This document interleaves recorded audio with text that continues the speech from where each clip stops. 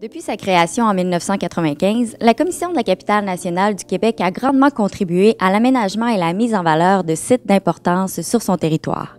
En août dernier, le gouvernement du Québec a d'ailleurs confié à la Commission la propriété des nouvelles casernes, ce bien patrimonial emblématique situé au cœur du Vieux-Québec. Alors Nicolas, tout d'abord, parlez-moi de l'histoire de ces nouvelles casernes. En fait, les nouvelles casernes, c'est le plus long bâtiment qui a été érigé au temps de la Nouvelle-France, ici à Québec.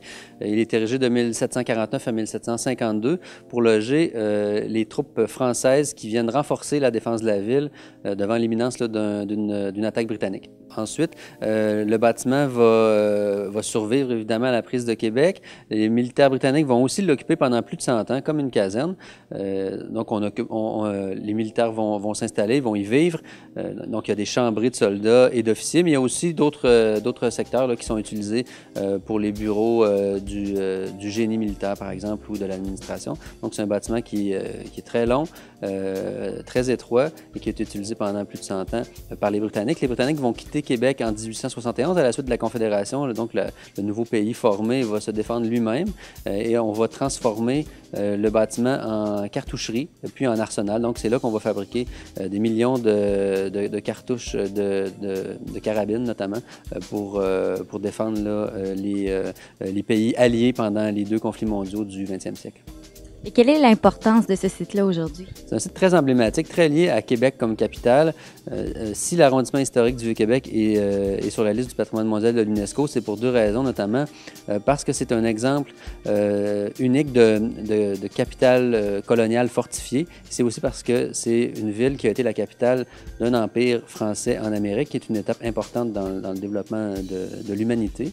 Donc, ces deux critères-là sont très liés aux nouvelles casernes, qui est un bâtiment qui a été utilisé donc, sous le régime français, sous le régime britannique et par la suite, et qui est incorporé finalement aux fortifications de la ville, fortifications qui sont très liées au fait qu'une capitale, ça avait un impératif de défense là, jadis, donc on défendait toujours sa capitale le plus possible.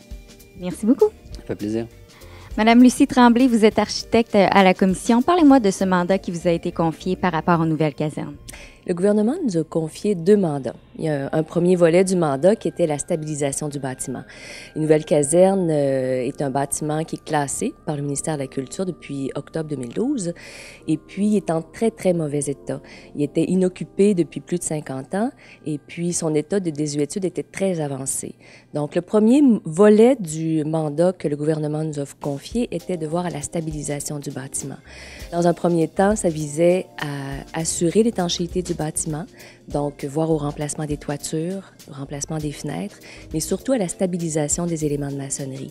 La structure est très instable. Donc ça, c'était le premier volet du mandat.